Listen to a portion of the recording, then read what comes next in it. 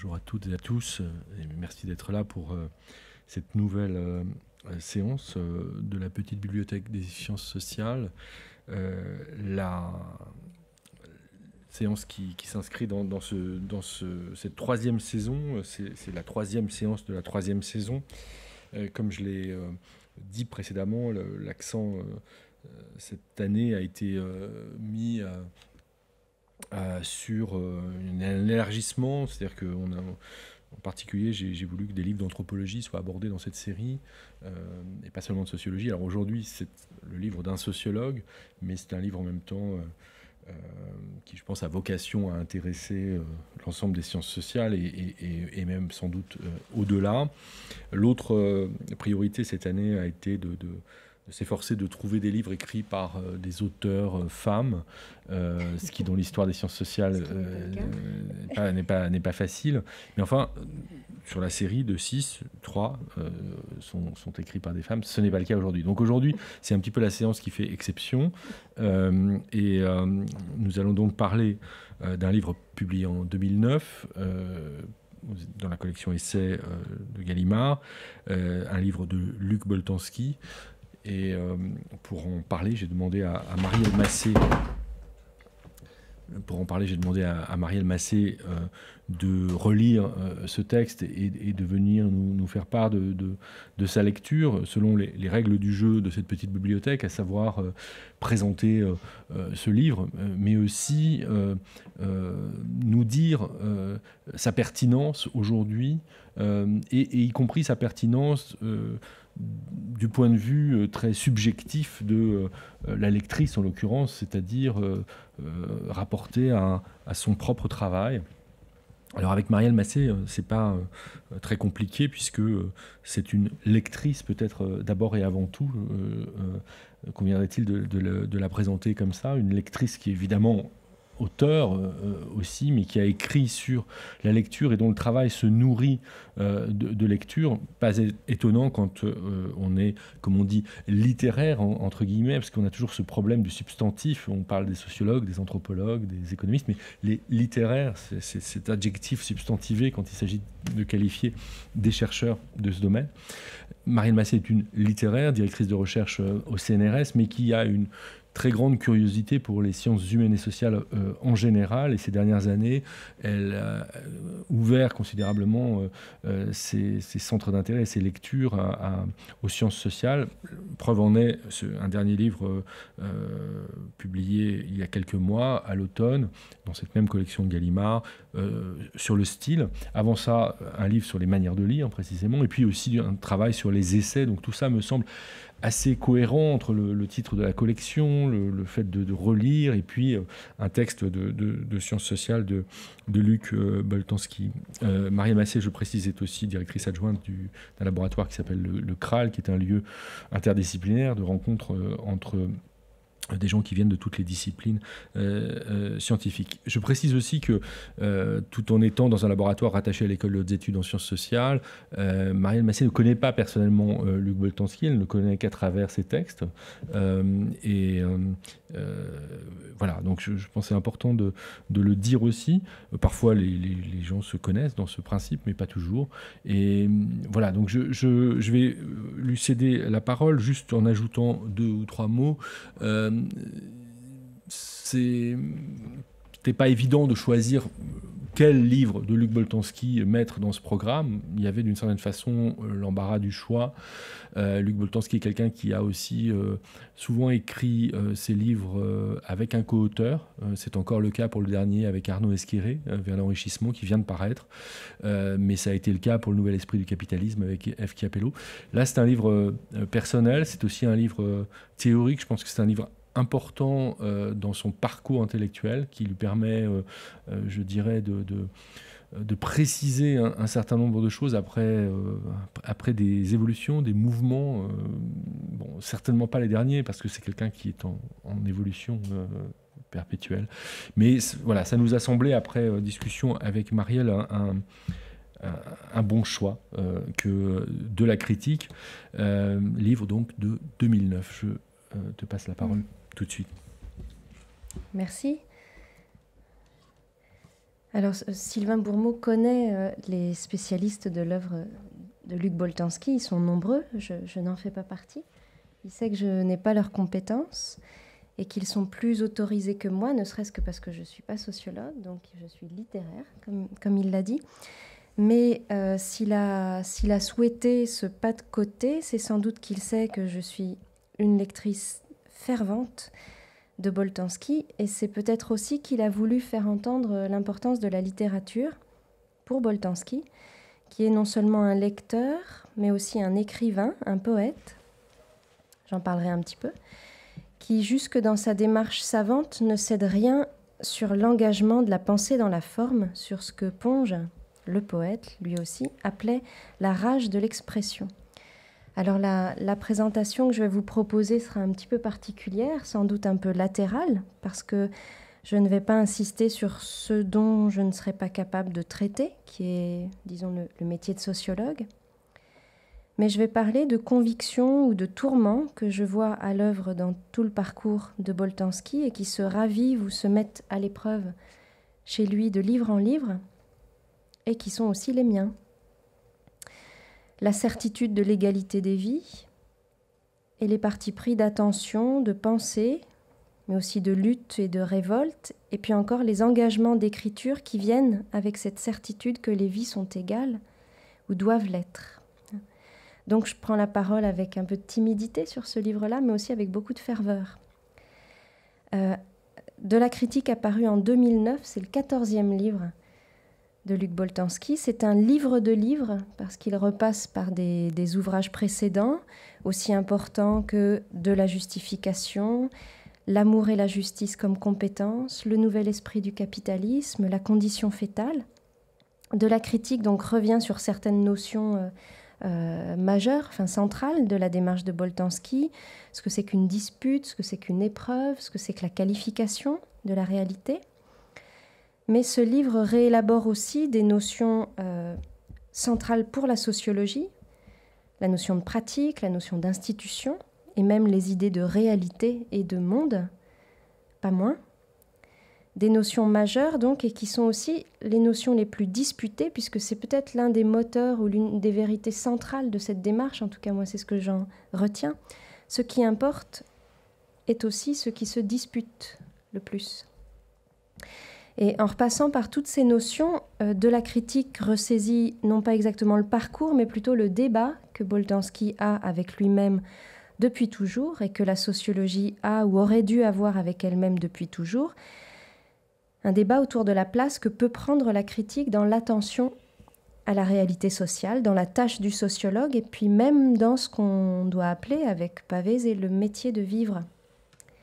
Alors c'est pas que ce livre mette un terme à ce débat, mais il disait où en est Boltanski dans cette espèce de pas de deux avec la question de la critique, et là où il en est, où il en était, où il en est toujours, il me semble, c'est à favoriser des pratiques d'émancipation dans le monde actuel. C'est à considérer que la démarche même du sociologue consiste à augmenter des capacités, s'appuyer sur des pratiques déjà existantes de critique, et favoriser des pratiques d'émancipation dans le monde.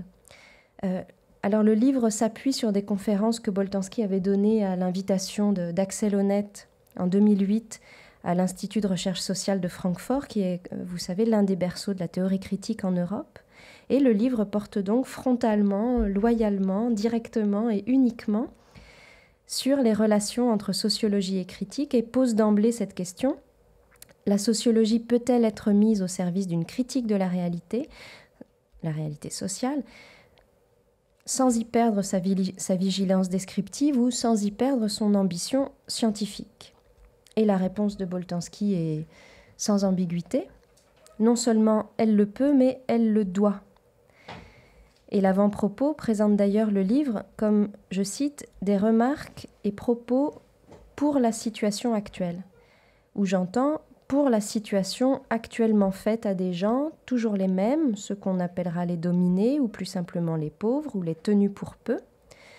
Donc c'est une sociologie pour, une sociologie vers, autrement dit, une sociologie engagée, adressée, préoccupée, Et d'ailleurs, pour Boltanski, cette question de la critique, ce n'est pas une question parmi d'autres. Elle a un caractère moteur et biographique pour quelqu'un qui, comme lui, est entré dans la discipline sociologique dans les années 60, en rapport direct avec la guerre d'Algérie, et puis avec mai 68, à un moment où la société était, comme il le dit, dynamisée par de grands mouvements critiques. Pas exactement fragilisée, dynamisée par de grands mouvements critiques. Et peut-être d'ailleurs recommence-t-elle à l'être. Et donc je trouve effectivement que c'était un très bon choix que ce livre-là. Il est vraiment... C'est un livre pour aujourd'hui. Il n'est pas vieux, hein, mais il faut faire durer les propositions dans le temps. La réponse donc est sans ambiguïté, elle est assurée, elle est très combative de la part de Boltanski, mais elle se construit pas à pas et dans une très grande vigilance épistémologique.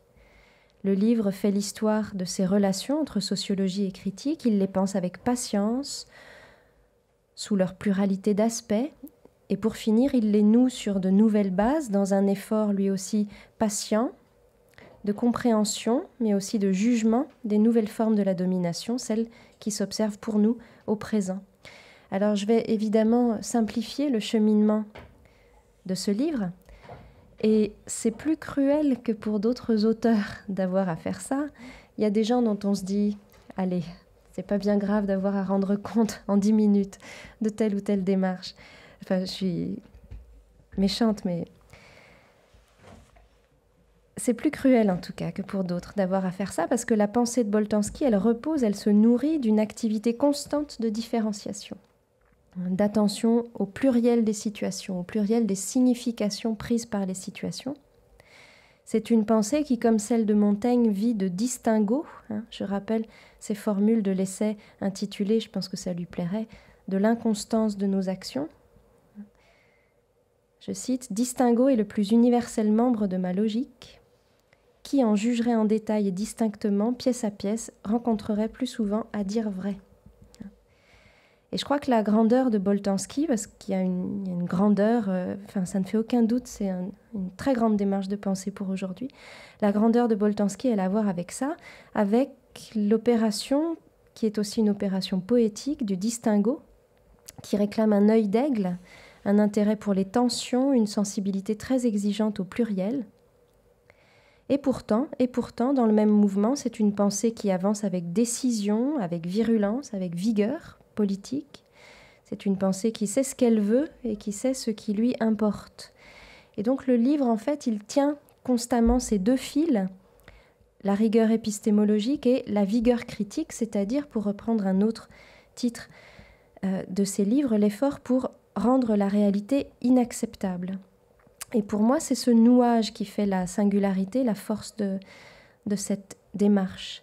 Et pour la culture qui est la mienne, ça rapproche Boltanski d'un certain nombre de poètes, poètes civiques, poètes en colère, acharnés à dire juste, engagés eux aussi dans un double effort de justesse et de justice, la justesse qui réclame la rigueur épistémologique, et l'esprit de justice qui réclame au contraire qu'on sache se mettre en colère et qu'on sache à quoi on tient. Justesse et justice, donc justesse dans la description des états de réalité, justice dans l'engagement à leur égard, qu'il s'agisse de les soutenir ou de les accuser. Colère et patience, colère à force de patience, colère à force d'attention, c'est une disposition de poète. S'il est vrai, comme le disait Baudelaire, que les poètes sont du genre irritable, c'est-à-dire sont du genre à s'énerver, et qu'ils ne le sont pas par caractère ou par tempérament, mais, je cite, par une clairvoyance plus qu'ordinaire quant au faux et à l'injuste. Alors, j'en viens donc au livre de la critique. Il s'ouvre, je ne sais pas si vous êtes familier de l'histoire de la sociologie, notamment française, dans les 50 dernières années. Le livre assume aussi une dimension vraiment historique. Et il s'ouvre sur une comparaison entre les deux programmes sociologiques où la question de la critique s'est le plus clairement posée, qui sont aussi les deux mouvements auquel Boltanski a contribué tour à tour, la sociologie critique des années 70, dans le sillage de Bourdieu, dans l'héritage du marxisme, et puis ce qu'on a appelé la sociologie pragmatique, dont Boltanski a été l'un des principaux représentants immédiatement, et qui s'est développée notamment en France à l'EHESS, un peu plus tard, dans les années 80-90, et qui est toujours très active. Et c'est le face-à-face entre ces deux mouvements qui permet de réfléchir à l'une des questions centrales du livre, qui est celle de la domination. La sociologie critique de Bourdieu plaçait au cœur de son projet, vous le savez, l'évidence de la domination. Elle observait les inégalités profondes et durables qui colonisent la réalité sociale dans sa globalité, dans son ensemble, et que le travail sociologique doit traquer, débusquer, jusque dans l'intimité des conduites, jusque dans l'intimité des façons de faire, des manières d'être. Jusque, j'insiste là-dessus, la syntaxe est importante ici, elle dit que le sociologue, dans la perspective de la sociologie critique, donc globalement celle de Bourdieu, le sociologue doit aller traquer la domination loin, sous les corps, sous les gestes, sous les illusions aussi. Cette sociologie se voulait en effet dévoilement, et elle postulait des sujets passifs, arrimés à la place qui leur est faite et contribuant même à leur propre domination. Mais aux yeux de Boltanski, cette démarche s'appuyait sur une idée de domination beaucoup trop totalisante, c'est-à-dire à la fois trop puissante et trop vague, c'est lui qui le dit, et qui lui faisait traiter les sujets comme des êtres essentiellement abusés. La sociologie pragmatique, elle, a décidé de se passer de cette notion unifiante, surplombante de domination pour mettre l'accent sur autre chose, pour mettre l'accent sur la multiplicité des situations et de leur sens, et pour mettre l'accent aussi, et l'un ne va pas sans l'autre, sur les capacités des acteurs, notamment sur leur capacité à la critique, sur leur lucidité quant aux situations d'oppression ou d'exploitation dans lesquelles ils peuvent être plongés, et sur leur capacité à exprimer des souffrances, des insatisfactions, à les exprimer, à les formuler, à les penser, et donc, in fine, sur leur capacité à se révolter. L'idée forte, vous voyez, c'est que la critique n'est pas seulement ici une activité de sociologue ou d'expert qui occupe une position d'extériorité et qui dévoilerait des relations de domination là où les gens, eux, n'en verraient pas, ne sauraient pas les voir, ne sauraient pas se voir eux-mêmes, ne pourraient que se méconnaître. Non, pour la sociologie pragmatique, la critique, c'est une activité quotidienne, exercée par tous. Parce que chacun de nous porte des jugements, exprime des désirs, des souffrances, formule des justifications, des accusations, des réclamations. Tous, par conséquent, sont en situation d'interpréter la réalité autrement et d'entrer dans un mouvement d'émancipation, c'est-à-dire déjà de vouloir autre chose, de vouloir un autre monde, de réclamer une autre vie. Et ici, on n'a plus affaire à des agents, mais à des personnes prises dans des situations multiples, incertaines et changeantes, et qui ont une prise sur ces situations, ne serait-ce que par la conscience qu'elles ont d'en souffrir, et la possibilité qu'elles ont donc d'être porteuses de critiques.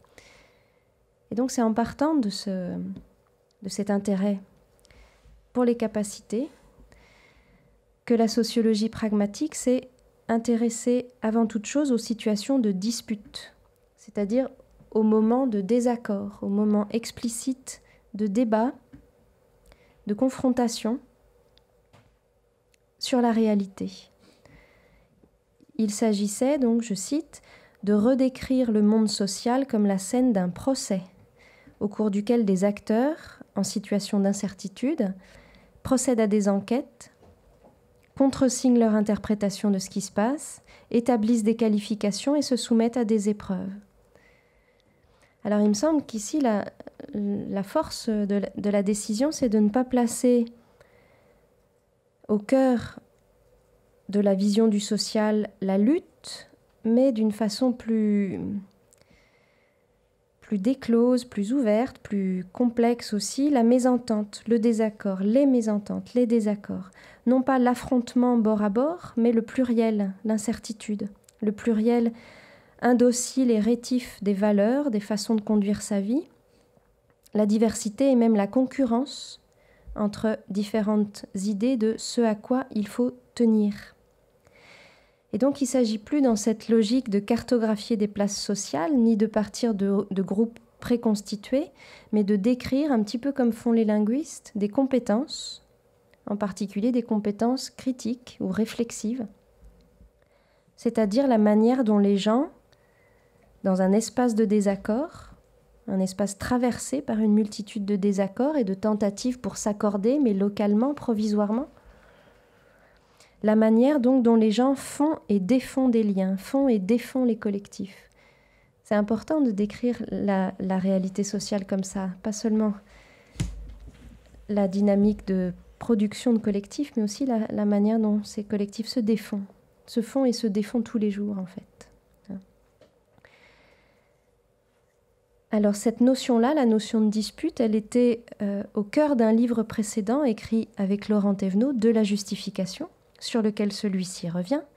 De la justification, mettait l'accent sur le sens de la justice, ou plutôt l'essence de la justice, les différentes idées du juste, débattues, affrontées, disputées, donc, sur cette scène sociale. Et l'intention était, je cite encore, de prendre au sérieux cette inquiétude constante concernant ce qui est et ce qui vaut, et qui se manifeste vigoureusement dans les moments de dispute. Parce que de quoi est-ce qu'on dispute, au fond? On dispute de ce que Boltanski a appelé la qualification de la réalité, c'est-à-dire la définition même de ce qui est dans les situations où ça compte, dans les situations où ça importe. La notion de qualification, elle vient du domaine du droit. Enfin, c'est comme ça, en tout cas, que l'analyse ici la mobilise. Enfin, à vrai dire, elle vient aussi de la grammaire. Mais ici, c'est sa source juridique qui compte.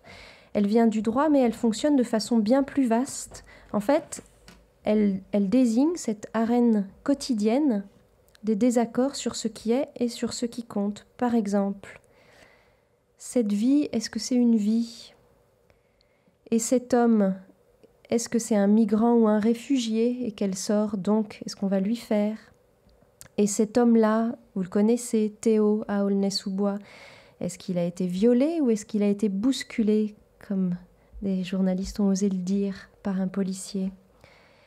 Et puis ce débat politique, vous appelez ça un débat? Voilà, c'est ça la qualification. C'est le fait d'entrer dans la tâche de définir ce qui est. J'insiste, dans des situations où ça importe. Et c'est le cœur de la démarche de Boltanski. L'intérêt réel est tenu tout au long de la démarche, et c'est ça qui fait que ce sont des livres touffus, difficiles, riches, parce qu'il n'y a pas une phrase qui ne soit pas tenue dans ses effets. L'intérêt réel porté au fait que nous ne soyons pas d'accord sur ce qu'il en est de ce qui est, parce que c'est sur ce désaccord, non pas malgré lui, mais de son fait, que peuvent naître des conduites d'émancipation. C'est en effet cette attention aux situations de dispute et à ce qui peut naître des conflits de qualification qui creusent la place quotidienne de la critique. La critique étant le pouvoir de faire vaciller la réalité, de fragiliser le sentiment du « c'est comme ça, on n'y peut rien, c'est ainsi ». Mais pour penser comment ceux sur qui s'exerce une domination peuvent changer quelque chose à leur situation, il faut aussi redéfinir le fond de stabilité ou d'inertie même sur lequel la critique s'arc-boute. Et ce fond de stabilité, ce sont les institutions. Et tout un pan du livre est donc consacré à la compréhension des institutions, de ce que les institutions instituent. Et les institutions, pose Boltanski, elles ont un rôle de stabilisation sémantique. Elles disent comment c'est. C'est un rôle nécessaire, mais c'est un rôle qui se paie de violence, en sorte que les institutions sont porteuses de bienfaits et d'abus, de sécurité et de violence, Il suffit de penser à la question des papiers d'identité. Dans le monde aujourd'hui, celui qui est identifié avec des papiers est bien mieux protégé que celui qui ne l'est pas. Et pourtant, c'est une violence que celle de l'identification. L'écrivain Valère Novarina, je pense que Boltanski l'aime bien, en a fait un poème dans le discours aux animaux. Ça s'appelle « Décline-toi, garçon ». Décline-toi, garçon, dis qui tu es. La question de l'identité, elle ne devrait pas se poser toujours, et d'ailleurs, dit Boltanski, elle ne se pose que si quelqu'un vous la pose. Et ça veut dire qu'elle ne se pose que si quelqu'un vous inquiète sur qui vous êtes. Et donc c'est ce genre de violence qui rend la critique nécessaire, d'autant que les institutions non seulement disent ce qui en est de ce qui est, mais doivent le confirmer sans cesse, par exemple dans leurs moments de ritualisation, qui réaffirment la réalité et qui, en vérité, la clôturent. Alors j'espère que vous suivez bien, parce qu'on en a, on a une notion considérable de plus, parce qu'en fait, il y a plus que la réalité, puisque la réalité est vacillante, fragile et disputée, même si les institutions sont là pour en assurer la stabilité. Il y a plus que la réalité, il y a ce que Boltanski appelle le monde. Le monde, c'est le tout, inconnaissable, multiple, mobile, le tout de tout ce qui advient. Il s'appuie sur une phrase célèbre de Wittgenstein. Et le monde, c'est l'objet de changements incessants qu'on ne peut pas contenir. L'objet de changements incessants que les métamorphoses d'Ovide saisissent à merveille, dit Boltanski. Donc je ne me moque pas de vous en vous disant que la poésie lui importe et lui apprend quelque chose. La vie sociale, elle est faite d'arrangements qui constituent la réalité, mais ces arrangements sont fragiles. Et ce que fait la critique, c'est qu'elle va puiser dans le monde des événements qui contredisent une vision de la réalité et qui permettent d'en contester la description, notamment la description dominante. Donc le monde est toujours plus vaste que la réalité. Et ça permet à Boltanski de souligner que la puissance critique ne vient pas seulement, ni même prioritairement, d'un geste de dévoilement savant, exercé par le sociologue expert, mais de la capacité commune à décrire autrement la réalité, à la qualifier autrement, à dire que ça n'est pas exactement comme ça. Et c'est par cette fragilisation, dans la conscience de la fragilité de la réalité, qui pourrait être vue autrement et qui n'est donc pas si close, que l'on en vient à réclamer autre chose. D'où l'importance accordée par Boltanski aux exemples, au pouvoir d'altération des exemples, des récits dispersés, des expériences, même les plus individuelles. Parce que chacun des exemples est ce qu'il appelle un bout de monde précipité dans la réalité, qui est susceptible de la contester. Je cite, « C'est d'une certaine façon la possibilité de donner des exemples qui rompt le cercle auquel est affrontée la définition en l'ouvrant sur l'extérieur. » Alors c'est une idée formidable. D'abord, elle soutient la force critique des expériences singulières. Des expériences singulières, ça veut dire qu'un seul exemple, un seul récit peut porter quelque chose comme une contestation de l'idée du « il en va ainsi ». Les expériences singulières, c'est ce que Boltanski appelle les épreuves d'expérience, qui ont toujours un caractère individuel. Ces expériences qui forment l'ordre des récits, par exemple des récits littéraires, pas seulement, mais par exemple. L'ordre des récits toujours particulier et innombrable. C'était une phrase qu'on croyait bizarrement, prosaïque ou terre à terre de Roland Barthes, qui ouvrait toute son analyse des récits en disant « les récits du monde sont innombrables ». Voilà, le propre des récits, c'est d'être innombrable, c'est-à-dire de faire ce tout non totalisable du monde. Cette idée qu'il suffit d'un exemple, Elle donne aussi un contenu critique aux affects, aux émotions, en pointant vers ce qui suscite la souffrance, le sentiment d'injustice, l'humiliation, la honte, ou au contraire la joie dans la transgression. Et puis enfin, elle éclaire la façon dont peut se construire le sentiment du commun. Parce que c'est une fois mis en commun, c'est-à-dire partagé, comparé, éprouvé comme semblable, que ces expériences peuvent faire vaciller l'ordre du ce qui va de soi, c'est-à-dire ouvrir un chemin vers le monde.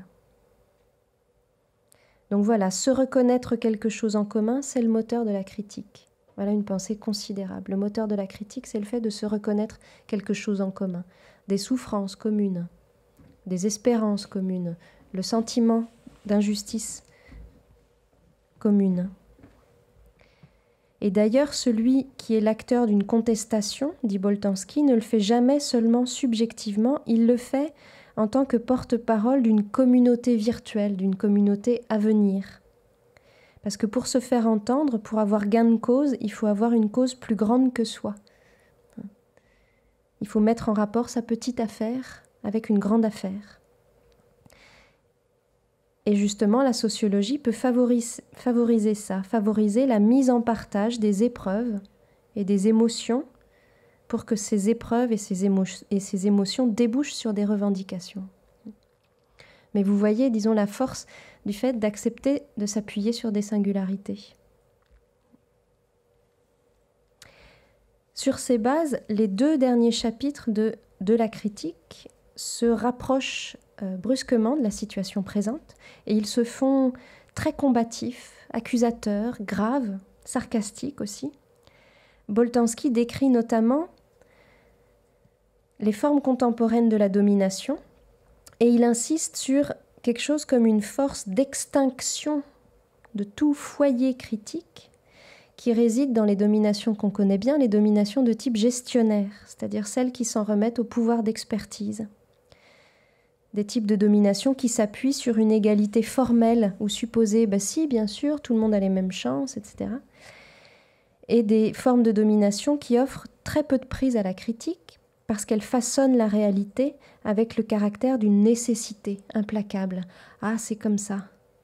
Et elles enferment les citoyens dans un tourniquet d'expertise et de contre-expertise et, dit Boltanski, cela barre le chemin vers le monde. Je pense que c'est très évident si l'on pense à ce qu'on nous dit de la réalité économique, qu'on n'y comprend rien, que c'est la dure loi de la réalité, qu'il faut bien s'y soumettre, que le vote ne peut y prendre aucune part, etc. Et on trouve à la fin du livre des pages franchement destructrices et sarcastiques, par exemple sur ce que Boltanski appelle les hommes d'État et ou d'affaires. Les hommes d'État et ou d'affaires, si vous voyez ce que je veux dire, dont il montre notamment qu'ils n'ont pas du tout le même rapport à la règle que ceux à qui tout bonnement la règle s'impose et que c'est en toute bonne foi qu'ils pensent pouvoir transgresser la règle au nom d'un intérêt plus ample. Selon que vous serez puissant ou misérable, comme disait La Fontaine. Et vous irez y voir, si vous ne l'avez pas encore lu, ce livre, la lecture de ces pages remplit aujourd'hui de colère, mais pas seulement. Elle meut aussi, elle met en mouvement, parce qu'il nous suffit de relever la tête et de nous convaincre que non, ce n'est pas exactement comme ça. Comment en effet contribuer à l'émancipation en renforçant simplement le rôle de la critique, dit Boltanski. C'est-à-dire d'une part en augmentant la puissance de ceux qui sont porteurs de critique, en leur reconnaissant une lucidité, une justesse, une exemplarité, etc. Et puis d'autre part en consolidant le pouvoir même de la critique, sa capacité à embrayer sur la réalité pour en modifier les contours, par exemple en luttant contre ce que Boltanski appelle les rafistolages constants de cette réalité par des experts, dont beaucoup de sociologues. Et il conclut en disant que favoriser ces pratiques critiques partagées, ça ne contribuerait pas à rendre les institutions plus fragiles qu'elles ne le sont fondamentalement déjà, mais dans une bien plus grande respiration, si je puis dire, ça contribuerait à garder contact avec le monde, c'est-à-dire avec la possibilité de dire que non, ce n'est pas comme ça. Ce n'est pas comme ça, par exemple, que vivent la plupart des musulmans, ou ce n'est pas comme ça, ce n'est pas comme le dit la publicité, que se déroule la vie de famille. Non, ce n'est pas comme ça. Et tout le travail de la sociologie pragmatique, c'est d'essayer d'accompagner la capacité à dire que ce n'est pas comme ça. Donc voilà, à grandes enjambées, le parcours de ce livre, qui est considérable. Je pense que vous l'avez... vous avez mesuré à quel point je le trouve considérable, et évidemment, tout le monde est avec moi. Mais je ne m'arrête pas là parce que je voudrais insister sur plusieurs dimensions qui, moi, me touchent particulièrement et qui me touchent peut-être parce qu'elles rencontrent des convictions ou des tourments d'écrivains.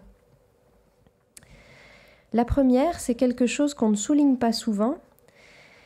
Je ne l'ai pas trouvé, en tout cas, dans la façon dont on décrit l'intention de la sociologie pragmatique. Et pourtant, c'est une conviction qui, quand on l'éprouve, change tout de suite tout à notre sensibilité politique et à notre sensibilité à la politique. Cette conviction, c'est celle, je le disais au tout début, de l'égalité des vies. Égalité de vie également vulnérable, également incertaine, et pourtant très inégalement considérée, très inégalement traitée. Boltanski dit que c'est un drame que l'égalité des vies ne soit pas au cœur de la vie sociale, parce que, je cite, et là je cite un entretien et non plus le livre, « Il n'y a pas de vie réussie, il n'y a pas de vie ratée, personne n'est inutile, personne n'est de trop. » Et c'est ça qui impose, en fait, ça donne des frissons quand on le cite, c'est ça qui impose la prise en compte des capacités des sujets, hein, et même du génie de chacun, comme le dit Boltanski, comme chez Hippie Thompson, comme chez Rancière, plus radicalement que chez Michel de Certeau, pour qui justement les capacités sont des façons en quelque sorte d'infléchir, mais à la marge, l'ordre des codes. Et puis au fond, comme chez Sartre, dont Boltanski aime beaucoup la pensée, mais n'aime pas les romans ni les pièces de théâtre. Il a bien raison. Donc une prise en compte des capacités des sujets, et en même temps, et d'un même geste, une sensibilité constante à ce que l'on peut appeler l'être tenu pour peu. C'est ce qui anime l'attention portée depuis toujours par Boltanski aux pauvres, aux dominés, toujours les mêmes. C'est ce qui explique la lutte qu'il mène contre la supposée excellence, qui écrase tant de vies. Et c'est aussi ce qui a nourri l'écriture de la pièce de théâtre qu'il a intitulée Les Limbes, qui est un poème sur la sélection.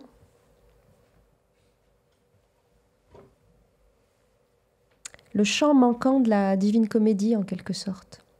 Parce que nous n'habitons ni le paradis, ni l'enfer, ni même le purgatoire, parce qu'on n'est pas mu par une grande espérance. Non, Boltanski propose qu'on conçoive notre société comme une société des limbes, c'est-à-dire de l'espace des attentes, l'espace des oubliés, des rayés de la liste, de ceux qui attendent les résultats. Et donc dans cette pièce de théâtre, Les Limbes, qui est un véritable poème dramatique, hein, donc voilà un sociologue qui pense en poésie aussi. Dans ce poème dramatique, des gens attendent d'être sélectionnés, ou ils attendent les résultats. À l'hôpital, dans des banlieues un peu défaites, en guerre, ils attendent les résultats des choix faits par d'autres. Ils font par exemple dire au directeur qu'ils pourraient encore travailler, qu'il faut qu'on les reprenne. Boltanski donc a fait un poème de ses rapports actuels à l'excellence et à la sélection. Il a fait un poème de cette affaire si cruelle du compter ou ne pas compter, qui devrait apparaître comme totalement inacceptable. Et la parole exposée l'a fait apparaître comme telle, inacceptable. Et puis c'est cette conviction de l'égalité des vies qui l'a même conduit dans l'enquête qu'il a menée sur l'avortement, qui a été très discutée, très commentée, à comparer la condition humaine à la condition fétale. La condition humaine, dit-il, c'est la condition fétale. Pourquoi ? Parce que la condition humaine repose, comme la condition fétale, sur la possibilité aussi bien d'être la plus grande chose, d'être le plus grand bien, d'être l'enfant tant attendu, etc., que sur la possibilité de n'être rien et d'être traité comme un déchet. C'est la condition humaine, dit-il. La deuxième dimension sur laquelle je voudrais insister, et qui est en fait intrinsèquement liée à celle-ci, à cette conviction de l'égalité des vies, c'est l'extrême sérieux de cette démarche dans le rapport au pluriel. Je pense que c'est ça la révolution pragmatique. C'est un sérieux extrême dans le rapport au pluriel, que je ne connais dans l'ordre de la parole qu'en littérature. La reconnaissance de la pluralité des manières d'être au monde et d'y jouer sa vie, la reconnaissance de la pluralité des valeurs, c'est-à-dire de ce à quoi on tient, la valorisation de l'ambivalence, de la contradiction, du fragile, du changeant, c'est ça la révolution pragmatique. Alors, il est important de ne pas confondre cette attention au pluriel avec un parti pris libéral, avec une mise au premier plan de la catégorie de l'individu contre le collectif. Je cite, « La nécessité de prendre au sérieux le pluralisme semble le plus souvent échapper aux théories surplombantes de la domination, qui tendent à identifier la reconnaissance de la pluralité avec l'individualisme libéral. Alors que justement, dans cette démarche, il s'agit de penser un pluriel pour le commun. Et d'ailleurs, tu l'as évoqué, il faudrait parler de la façon dont Boltanski favorise le travail à plusieurs, le travail qui fait fond, lui aussi, sur un pluriel qui apaise l'incertitude en même temps qu'il s'en nourrit. Il a des belles description sur ce que c'est que travailler avec quelqu'un, écrire avec quelqu'un. On a peur de ne pas savoir, on croit que l'autre sait, l'autre croit que vous savez, et c'est comme ça qu'on se donne du courage, dans l'incertitude. Partagé, mise en commun. Et partout, Boltanski insiste pour faire de l'incertitude et du disparate des valeurs. Car, dit-il, et là je cite longuement, « Il appartient au cours normal de la vie sociale de n'être que très partiellement cohérente et de rendre malgré tout possible la coexistence d'êtres dont les différences et les divergences sont toujours plus fortes que ceux autour de quoi ils se rassemblent, ne serait-ce que parfois. La situation pathologique, au contraire, c'est la recherche maniaque de la cohérence, comme s'il pouvait être donné aux êtres humains de vivre dans un seul monde, et tous ensemble, et toujours le même. » La tolérance à la contradiction, ici, apparaît comme le plus sérieux des remparts contre l'intégrisme. Alors, j'en ai pas le temps, mais il faudrait établir des ponts entre cette pensée et l'idée du politique chez Hannah Arendt, pour qui l'idée même du politique repose sur la pluralité des hommes et leur réciprocité. Il faudrait aussi établir des ponts avec l'idée de la démocratie chez Claude Lefort, qui repose sur un principe d'indétermination, et même, pourquoi pas, avec ce que Barthes a tenté de penser en réfléchissant au rythme de vie dans le célèbre cours intitulé « Comment vivre ensemble », où il récupérait, disons, un vieux mot et un vieil idéal religieux qui s'appelle l'idiorhythmie, cette forme de vie où tous vivraient selon leur tempo, selon leur rythme, et mettraient régulièrement en commun leur solitude. Au fond, c'est peut-être ce sérieux dans le rapport au pluriel qui fonde la possibilité et la nécessité de la critique. Parce que prendre au sérieux le pluriel de la réalité, ça ne veut pas dire que tout est toujours plus compliqué, qu'on ne peut pas comprendre, qu'il y faut des experts, et que d'ailleurs nous n'avons aucune prise sur la réalité. En fait, c'est tout le contraire. Ça veut dire que les choses sont à la fois comme ça, et encore comme ça, et que la tâche du sociologue, et là, il fait vraiment comme un écrivain, est de ne pas se dérober devant la nécessité de tout regarder, de ne jamais émousser les contradictions et de tout prendre ensemble, même quand ça ne va pas ensemble. Et ça veut dire indissociablement que la réalité pourrait être autre. Et j'ajouterais, même s'il ne le dit pas, mais je pense qu'il faut pouvoir aller jusque-là, elle l'est déjà autre, la réalité, si l'on y regarde bien. Parce que la sensibilité au pluriel, c'est une sensibilité au possible déjà là, au possible déjà identifiable dans l'expérience du monde, dont la souffrance et le désir sont en quelque sorte la manifestation et même la preuve. La vie pourrait être autre, d'ailleurs elle est déjà autre, on vit déjà autrement, on s'y prend déjà autrement pour vivre. Par exemple, on accueille déjà autrement, dans la vallée de la Roya, en sorte qu'il faudrait, si je puis dire, imaginer ce qui est, imaginer ce qui existe déjà. Et imaginer ce qui est, c'est ce que font par exemple les collectifs d'aide qui luttent à la marge des villes, dans les campements, les bidonvilles, à Calais, qui luttent contre la destruction pure et simple de ce que les migrants, les Roms, les SDF parviennent parfois à construire. Donc ces collectifs, ils s'appuient sur l'existant, les baraquements, les lieux de vie qui se tentent, les liens qui se maintiennent parfois dans les campements, c'est-à-dire qu'ils font, comme Boltanski, ils prennent acte des capacités qui se sont prouvées, et ils les accompagnent et ils les augmentent. La troisième dimension sur laquelle je veux insister, et j'en ai bientôt fini, c'est la sensibilité au langage, évidemment, ça m'importe, la sensibilité aux phrases dans lesquelles se débat la qualification, aux enjeux de la syntaxe, de la sémantique, de la poésie.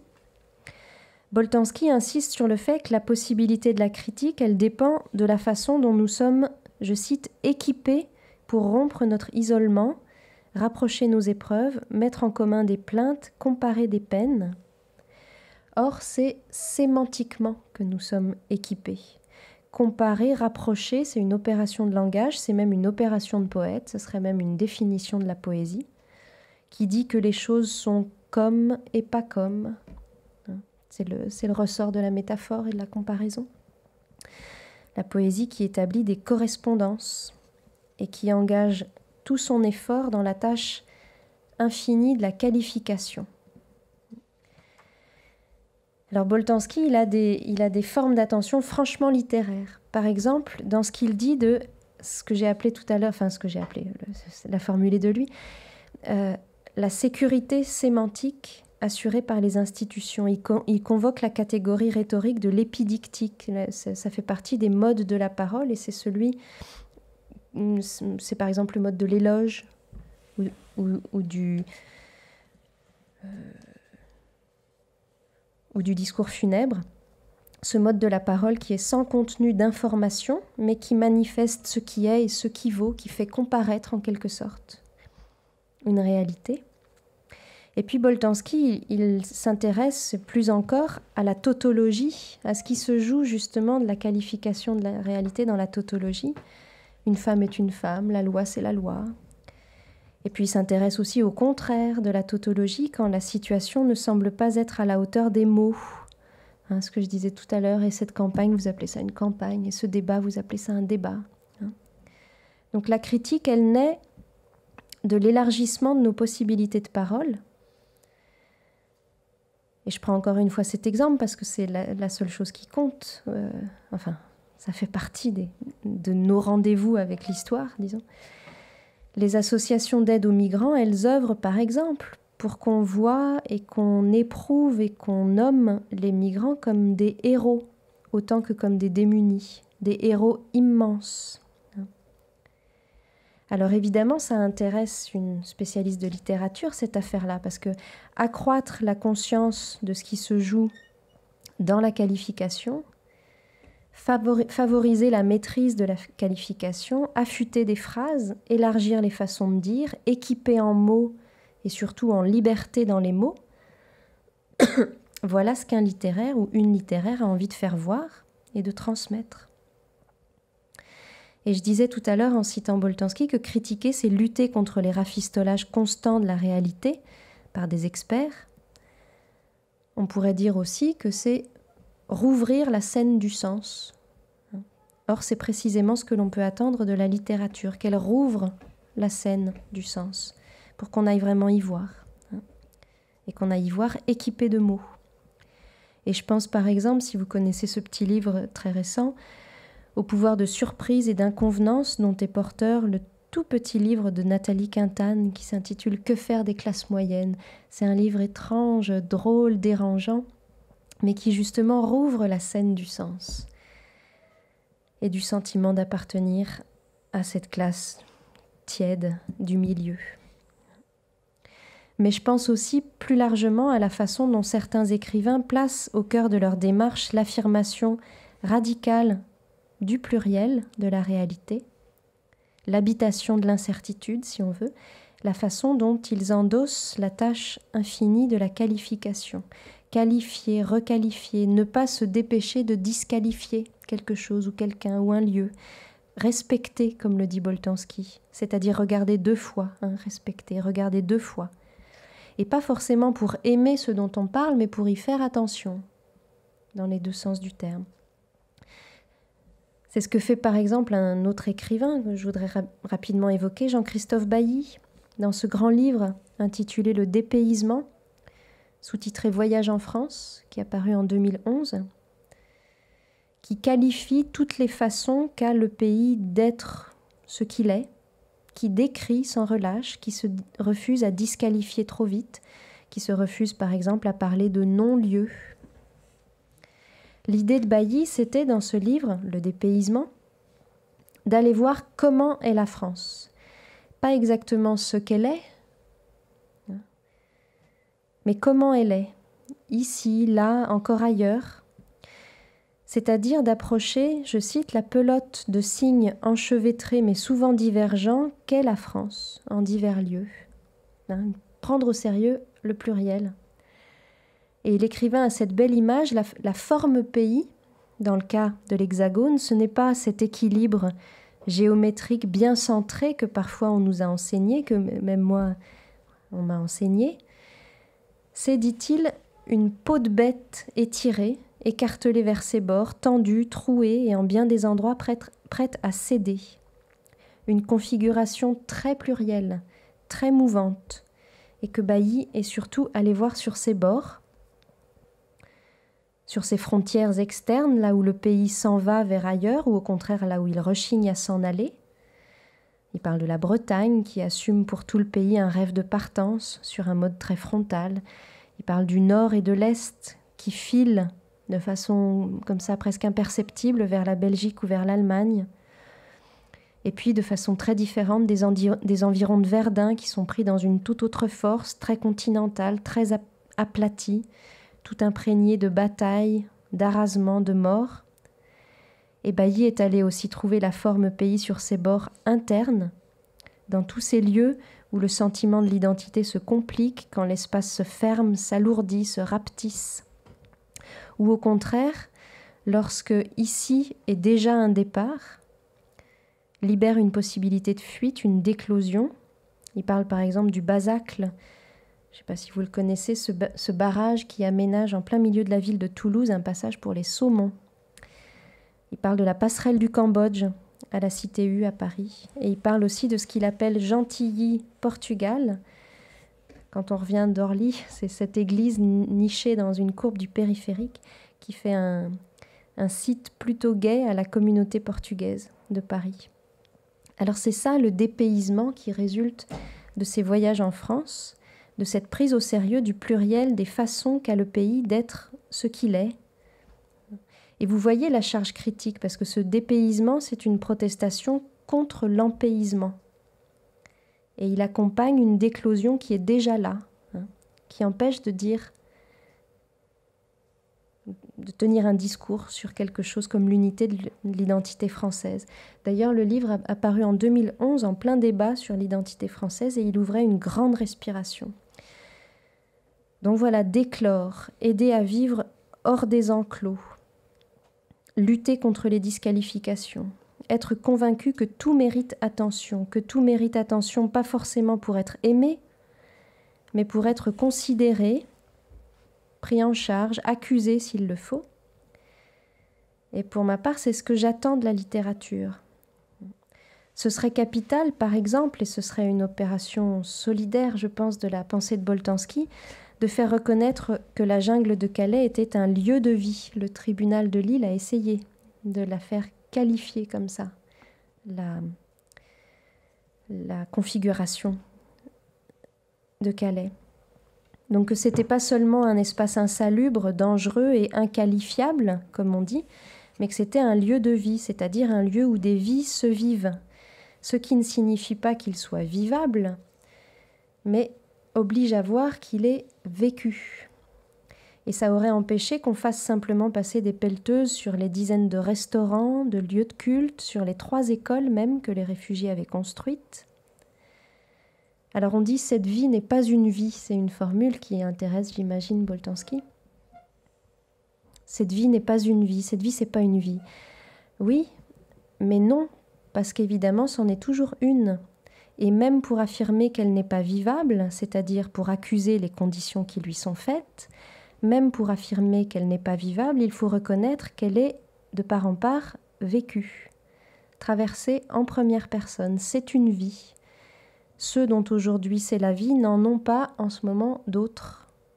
Mais évidemment, il dépend du collectif qu'ils en gagnent une tout autre. Et j'en viens à la dernière dimension, et ce sera ma conclusion.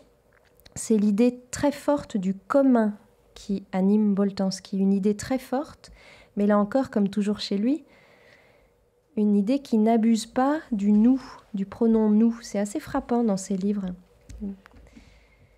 Le pronom nous et sa rapidité à nous réchauffer, en quelque sorte, n'est pas très présent. Il n'en abuse pas. Sans doute parce qu'il sait très bien que nous sommes seuls. Je pourrais le dire encore avec la phrase d'un poète, « Nous ne nous entourent pas ».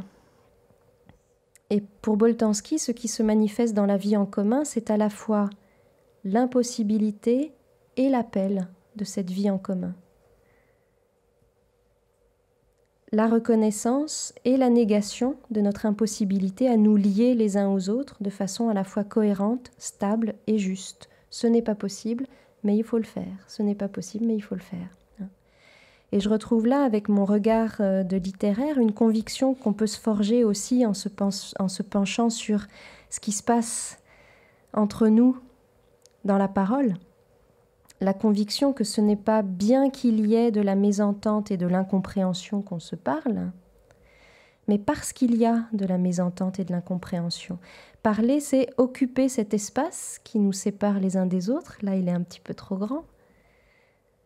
C'est occuper cet espace qui nous sépare les uns des autres et qui continuera toujours de nous séparer les uns des autres. C'est travailler en lui, pas pour le combler, mais pour l'habiter, pour s'y tenir, parce qu'on n'en a pas d'autre. La dispute est au cœur du commun. La dispute est au cœur du commun. C'est peut-être là aussi l'une des vérités fondamentales de cette sociologie. Le commun ne se construit pas en dépit de la dispute, mais en elle et par elle. Alors ce genre de pensée nous aide beaucoup à vivre dans l'incertitude, à surmonter la peur de l'incertitude. Boltanski nous aide à nous maintenir sciemment, je le cite, dans le déséquilibre qui est au cœur de la vie sociale et sans lequel la domination s'emparerait de tout. Il s'agit, et c'est presque une démarche de psychanalyste, ça j'en ai pas parlé, mais je crois que son épouse est psychanalyste, et en tout cas il a une grande culture psychanalytique.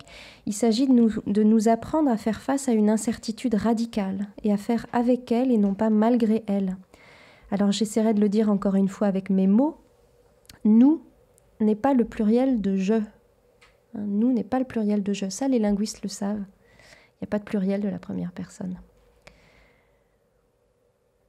On pourrait risquer cette idée que nous, c'est le pluriel de seul. Le nous ne se fait pas à partir des je pleins et assurés, mais à partir des solitudes. Il les met en commun, c'est-à-dire qu'il les rassemble, les surmonte et pourtant les maintient. Nous faisons et défaisons des collectifs avec nos solitudes et non pas malgré elles.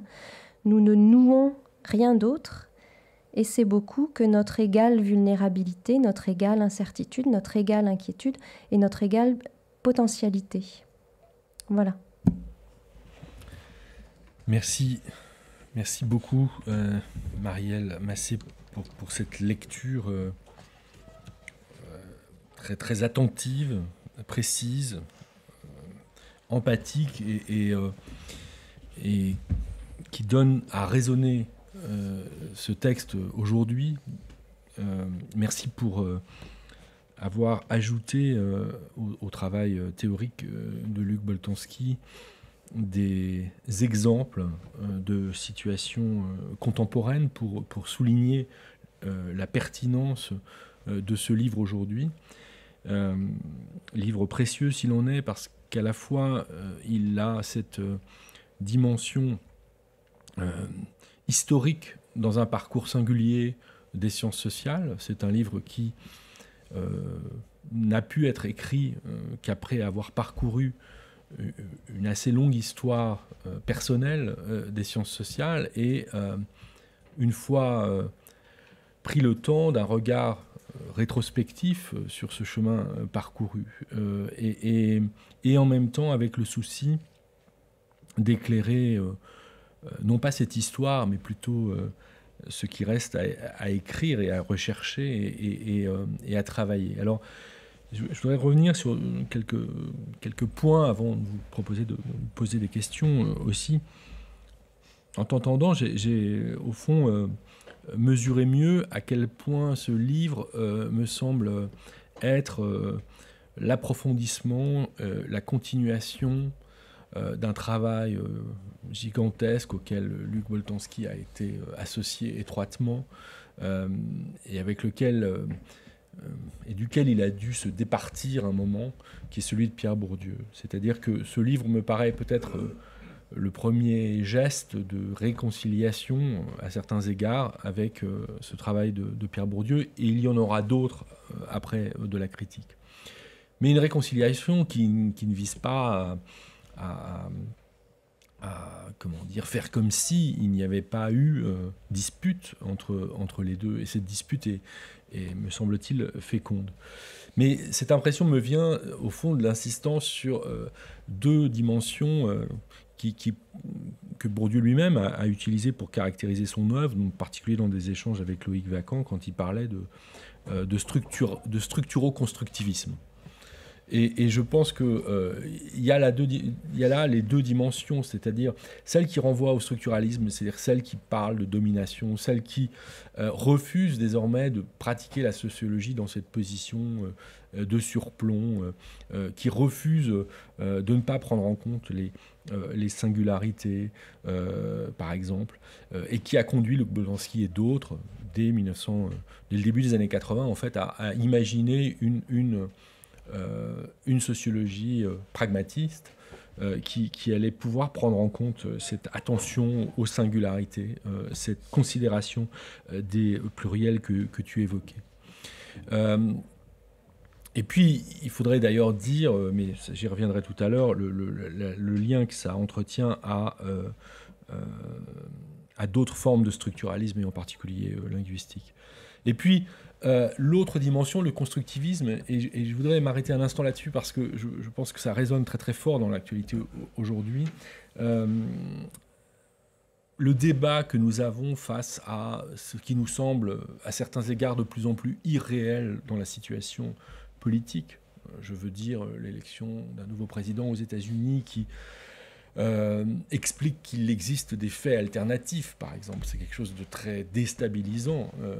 Et je pense que le livre de Luc Boltanski est l'un des outils qui nous permet de comprendre comment s'en sortir peut-être face à ça. C'est-à-dire cette distinction qu'il opère entre la réalité et le monde, et au fond traduit ce qu'il lui appellerait aujourd'hui un relativisme méthodologique qui permet à un sociologue de prendre en compte le fait que la réalité est toujours une construction sociale, d'une part, mais d'autre part que cette construction sociale, ou ces constructions sociales, il faudrait toujours le mettre au pluriel, ne sont rendues possibles que parce qu'il existe bien un monde, c'est-à-dire une planète aussi, par exemple, sur lesquelles on a les deux pieds posés en règle générale, un monde qui est objectif, mais qui est insaisissable tant il est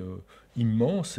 Et donc, le fait même de postuler un relativisme méthodologiquement pour pouvoir rendre compte des manières dont on s'approprie et dont on décrit le monde, ce qu'on appelle donc la réalité, ne doit pas pour autant fragiliser l'idée même que le monde existe.